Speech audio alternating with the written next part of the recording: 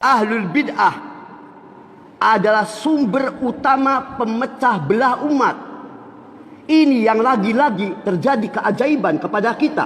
Hari ini kebalik, ahlul bid'ah kadang menuduh ahlus sunnah salafi kita ini sebagai pemecah belah. La haula wala quwata illa billah. Bagaimana orang yang menyeru agar orang kembali kepada tauhid, agar orang menyeru kepada sunnah, agar orang menjauhi syirik, agar orang menjauhi bid'ah, agar orang taat, agar orang menjauhi maksiat, dikatakan pemecah belah. Sementara mereka yang biasa melakukan kesyirikan, yang senang memuja-muja kubur, yang dekat-dekat kepada kebid'ahan, memuji-muji para tokoh-tokoh bid'ah, lalu menyebut dirinya pemersatu umat. Bagaimana ini bisa terjadi? Adakah pantas orang yang memecah belah dari agama, memecah belah dari sunnah, memecah belah dari tauhid, justru mereka menyebut dirinya pemersatu, dan orang yang justru mengingatkan agar kita terus tersambung dengan kitab, sunnah, dan pemahaman salaful ummah dianggap pemecah belah? La haula wala quwata illa billah. Karena itu Nabi kita sallallahu alaihi wasallam mengingatkan dalam banyak hadis yang menunjukkan pada dasarnya ahlul bid'ah ini yang pemecah belah umat.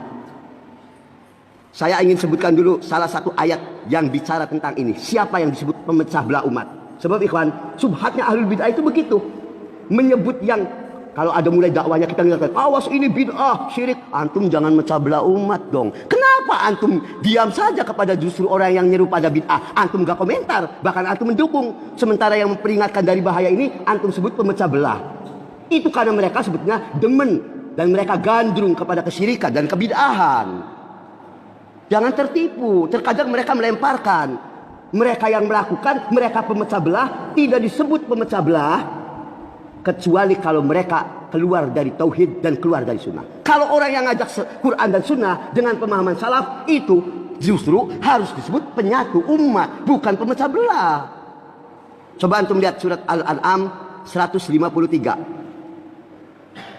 Ada hadis sahih yang terkait dari ini. Pada saat itu Rasulullah SAW sedang berada di antara sahabat-sahabatnya. Lalu beliau di tanah membuat satu garis lurus di tanah. Satu garis lurus.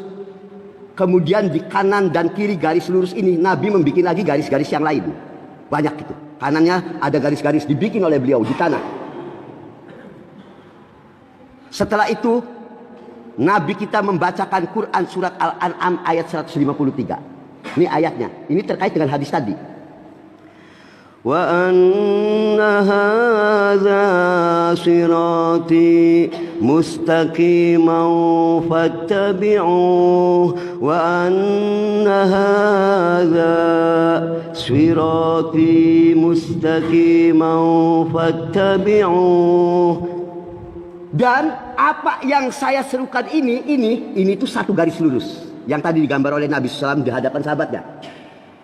Inilah jalan yang lurus, ikutilah dia. Ikuti ini, fattabi'u, ikuti jalan lurus ini yang nyambung terus sampai ke Nabi kita sallallahu alaihi wasallam. Lalu apa? Wala tattabi'us subul. Jangan kamu ikuti as-subul. As-subul itu jamak dari kata sabil. Mufradnya sabil, jamaknya subul. Subul itu jalan-jalan lain. Para ulama mengatakan yang dimaksud jalan-jalan lain itu jalannya ahlul bid'ah. Ikuti ini kitab dan sunnah. Wala tattabi'us subul. Jangan kau ikuti jalannya ahlul bid'ah. Kenapa? Kalau kau ikuti jalan ini ahlul bid'ah apa? Ayatnya sambung. Fatafarraqa bikum an sabilih. Fatafarraq, yang akan memecah belah kamu, memisahkan kamu dari jalan Allah yang lurus.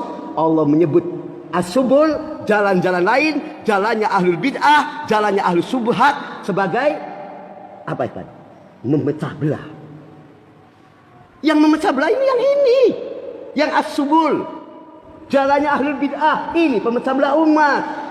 Yang suka ngajak-ajak orang minta-minta berdoa di kuburan orang-orang soleh yang telah mati, dialah pemecah belah umat. Yang suka menjual raja-raja, jimat-jimat dan sebagainya, dialah pemecah belah umat.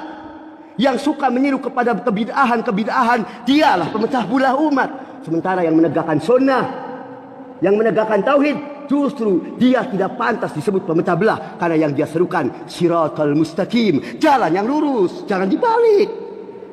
Hari ini kan kita dikasih subhat, benar. Asal antum ngomong sedikit bid'ah, jangan bikin memecah belah umat di sini. Memecah belah, emang siapa yang memecah belah umat? Kenapa tidak antum soroti yang berbuat bid'ah? Antum diam saja. Justru yang mengingatkan, jangan begini. Antum menyebutnya sebagai pemecah belah umat, provokator umat. Innalillahi wa inna ilaihi rajiun.